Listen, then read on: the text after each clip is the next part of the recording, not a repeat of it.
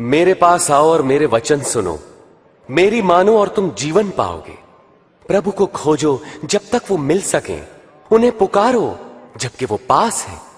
दुष्ट अपनी दुष्टता और अधर्मी अपने बुरे विचार छोड़कर परमेश्वर के पास आए और वे उन पर दया करेंगे और उन्हें पूर्ण क्षमादान देंगे। तुम आनंदित रहोगे और तुम्हें शांति मिलेगी। वे आ रहे हैं, वे यही हैं, देखो। यीशु, यीशु, मेरी इकलौती बेटी को बचा ले प्रभु, मुझ पर दया करे। मेरी बेटी केवल 12 वर्ष की है और मरने को है। कृपा करके मेरे साथ चलिए। याईर, मुझे बड़ा दुख है। यीशु, तुम्हारी बेटी नहीं रही, इसलिए गुरु को कष्ट ना दे। डरो नहीं, विश्वास रखो, वो ठीक हो जाएगी।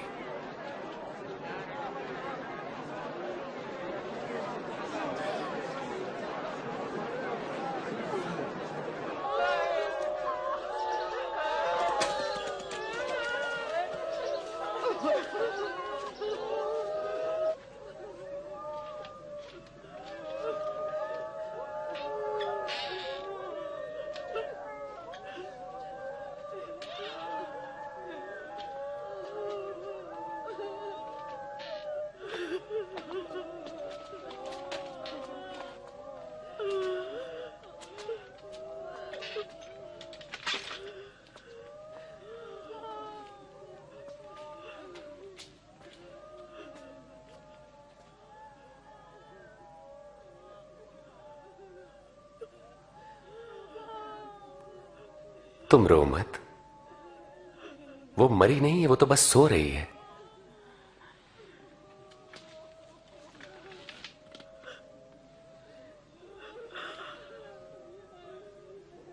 बेटी उठो।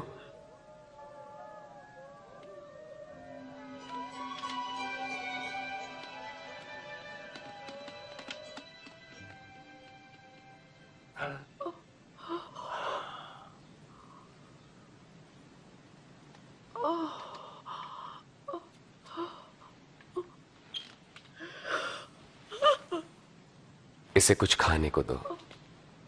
ध्यान रहे, यहां जो हुआ है किसी से न कहना।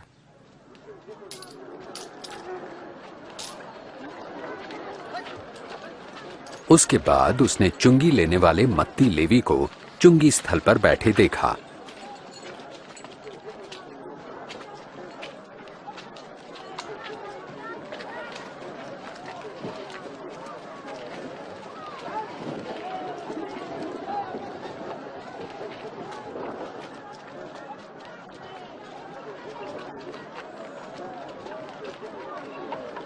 मेरे पीछे आओ।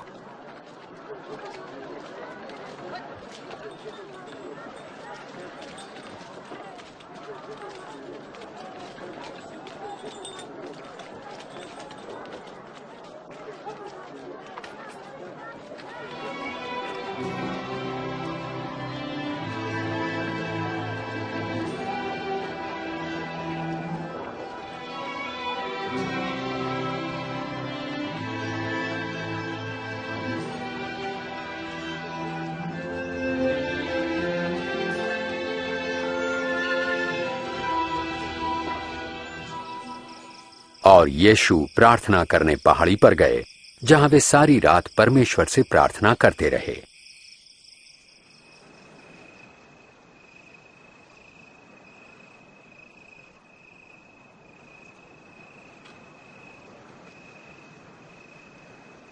और अगले दिन उन्होंने 12 शिष्यों का अभिनंदन कर उन्हें प्रेरित कहा।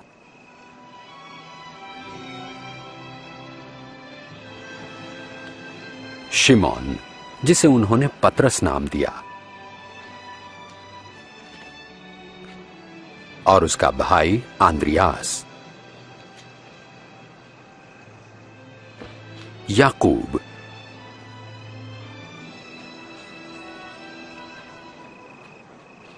और यूहन्ना, फिलिप्पुस,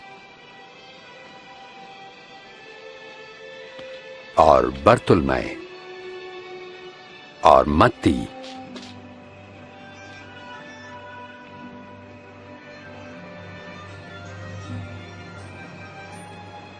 और थोमा, याकूब हल्फई का पुत्र, और शिमोन जो जलोतिस कहलाता था, यहूदा जो याकूब का भाई था, और यहूदा इस्करियोती जो विश्वासघाती निकला।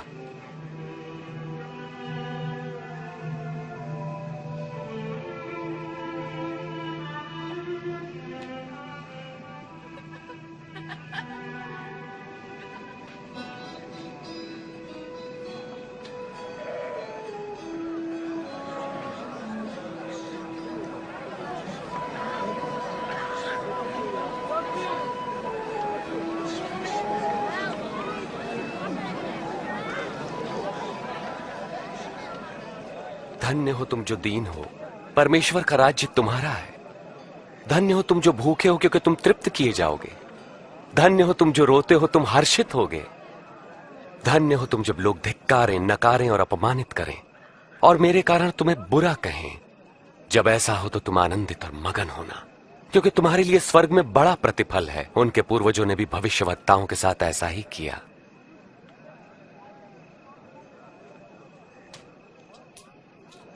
16, 17, 18, 19, 20। मेरे पास बस इतना ही है। क्या मतलब तुम्हारा इतना ही है तुम्हारे पास? हाय तुम पर जो अब धनी हो, तुमने आराम का जीवन बिता लिया।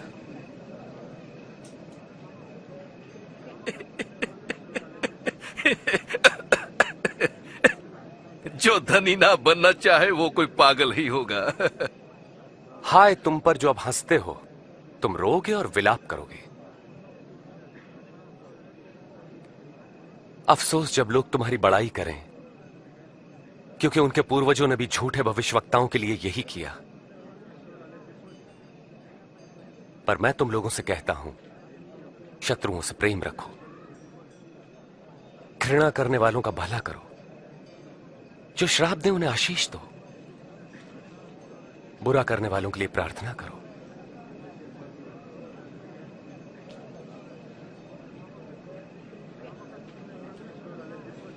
तुम्हारे एक गाल पर कोई थप्पड़ मारे तो उसकी ओर दूसरा भी फेर दो।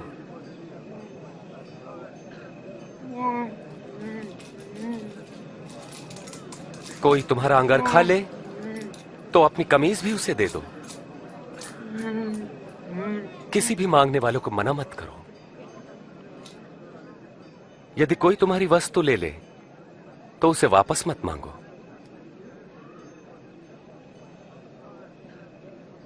तुम वही करो जैसा व्यवहार तुम दूसरों से चाहते हो।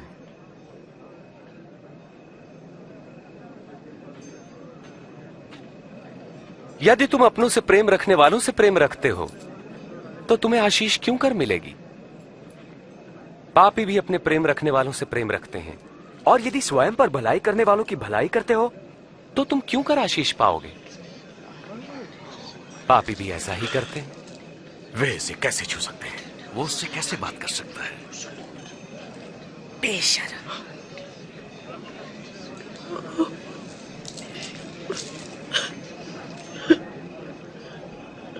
नहीं, शत्रुओं से प्रेम रखो, उनका भला करो, उधार देकर वापसी की आशा न रखो, तब तुम्हें बड़ा प्रतिफल मिलेगा। तुम परम प्रधान परमेश्वर की संतान ठहरोगे। वो दुष्टों और आभार न मानने वालों पर भी कृपालु है। दयावंत बनो जैसा तुम्हारा परम पिता दयावंत है। यीशु हमें बचाइए। आरोप मत लगाओ तो तुम पर भी नहीं लगेगा। दोष मत लगाओ तो तुम पर भी दोष नहीं लगेगा। क्षमा करो तो तुम्हें भी क्षमा मिलेगी। प्रभु हमें अपने मार्ग पे चलाएं।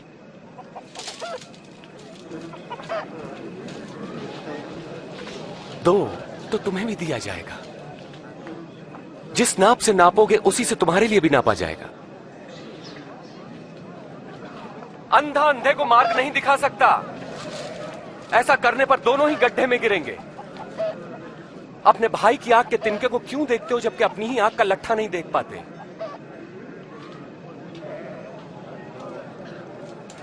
प्रभु हमारा मार्गदर्शन करें। प्रभु हमें आपकी आवश्यकता है।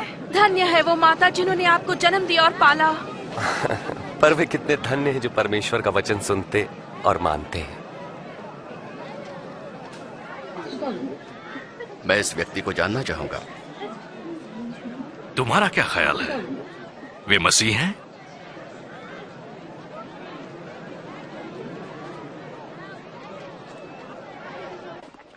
इस धर्मगुरु ने यीशु को रात्रि भोज पर बुलाया। यीशु उनके घर गए और भोजन करने बैठे। चलो बच्चों, यहां से चले जाओ। तुमने सुना नहीं? जाओ, बड़े शरारती हैं ये बच्चे।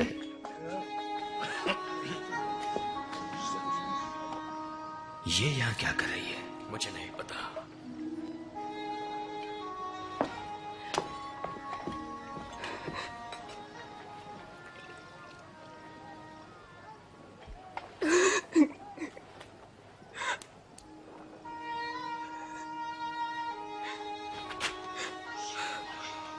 ये कर क्या रही है?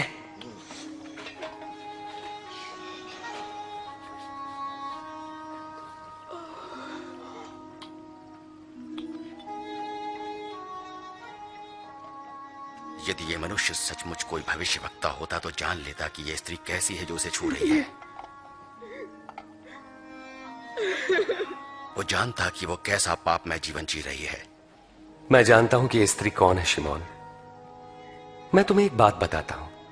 किसी महाजन के 2 कर्जदार थे। एक पर 500 और दूसरे पर 50 रुपए का कर्ज था। दोनों ही कर्ज चुकाने की स्थिति में नहीं थे। उसने दोनों का कर्ज माफ कर दिया। उससे अधिक प्रेम कौन करेगा? मेरे ख्याल से जिसका अधिक कर्ज माफ हुआ। तुमने ठीक कहा। इस स्त्री को देखो। मैं तुम्हारे घर आया, तुमने मुझे पैर धोने के लिए पानी भी नहीं दिया, पर इसने आंसुओं से मेरे पैर धोकर अपने बालों से पोंछा। तुमने चुंबन से मेरा अभिनंदन नहीं किया, पर जब से मैं आया हूं तब से इसने मेरे पांव चूमना न छोड़ा। तुमने मेरे सिर पर तेल नहीं मला, पर इसने मेरे पांव पर इत्र उड़ेला है। मैं तुमसे कहता हूं कि इस स्त्री का अत्यधिक प्रेम सिद्ध करता है कि इसके पाप जो बहुत थे क्षमा हुए, पर जिसे थोड़ी क्षमा मिली वो थोड़ा ही प्रेम करेगा।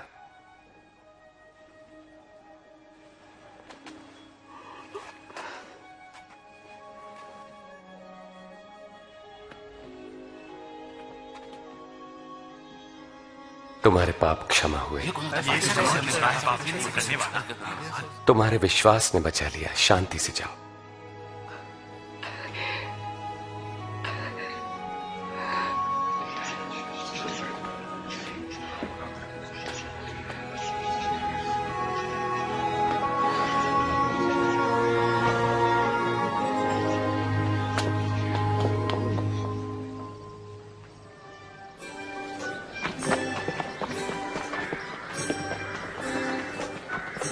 प्रभु यीशु जगह जगह परमेश्वर के राज्य का शुभ संदेश देने लगे। उनके साथ थे 12 शिष्य और दुष्ट आत्माओं से मुक्त की गई कुछ स्त्रियां। मरियम जो मगदलीनी कहलाती थी, योअन्ना जिसका पति खोजा हेरोदेस के दरबार में भंडारी था, और सुसन्ना।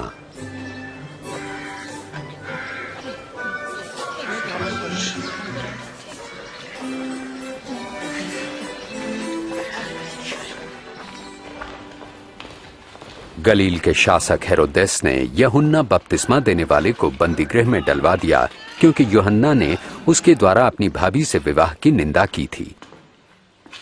कहो। जब हम लोग नाइन नगर के द्वार पर पहुंचे, तब लोग एक अर्थी को लेकर जा रहे थे। मरा हुआ व्यक्ति एक विधवा का इकलौता पुत्र था। जब यीशु ने उस विधवा की तरफ देखा, उनका हृदय दया से भर उठा। उन्होंने कफन उठाया और कहा, ऐ नौजवान, मैं तुमसे कहता हूं उठो। और मरा हुआ युवक उठ बैठा। यीशु ने उसे उसकी मां को सौंप दिया। उनसे पूछो, क्या आप वही हैं जिनके आने के विषय में यूहन्ना ने प्रचार किया था, या फिर हम किसी और की प्रतीक्षा करें?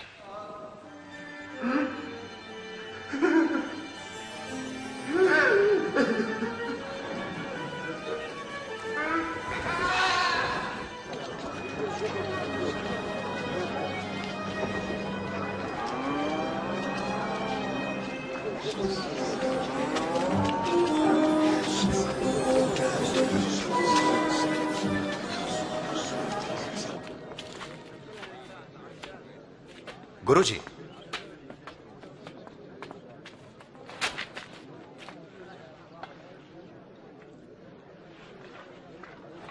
गुरुजी, यूहन्ना बपतिस्मा देने वाले ने हमें यह पूछने भेजा है, क्या आप वही हैं जो आने वाले थे, या हम किसी और के आने की प्रतीक्षा करें? जो कुछ तुमने देखा और सुना जाकर यूहन्ना से कहो। अंधे देख सकते हैं, लंगड़े चल सकते हैं। धन्य हैं वे लोग जो मुझ पर संदेह नहीं करते।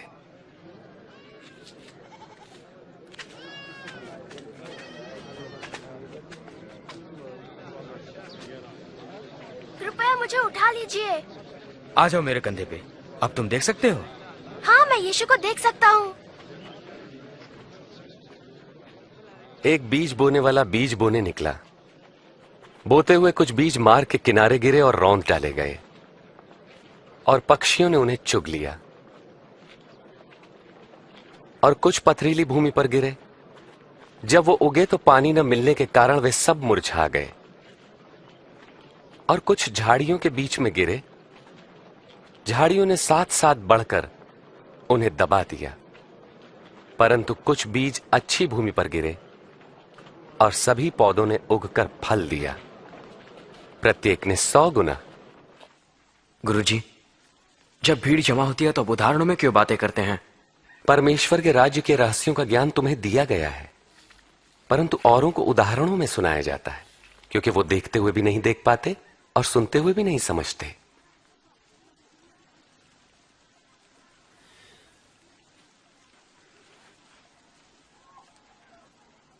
इस उदाहरण का अर्थ यह है,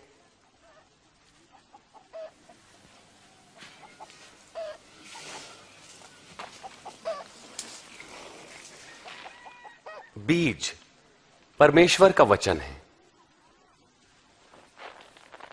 मार्ग के किनारे गिरे बीज उन्हें दर्शाते हैं जो वचन सुनते हैं, पर शैतान आकर उनके मन में से वचन चुरा लेता है ताकि वे विश्वास करके कहीं मुक्ति न पालें।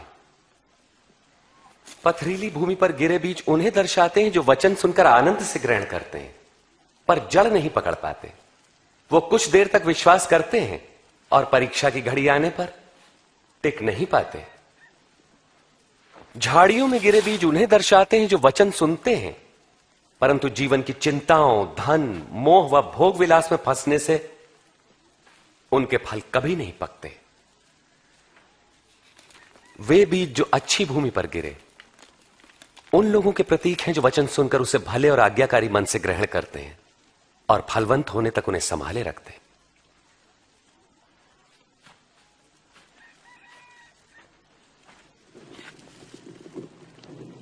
दिया जलाकर कोई बर्तन से नहीं ढांकता और ना ही खाट के नीचे रखता है, बल्कि उसे दीवार पर रखता है ताकि भीतर आने वालों को उससे प्रकाश मिले।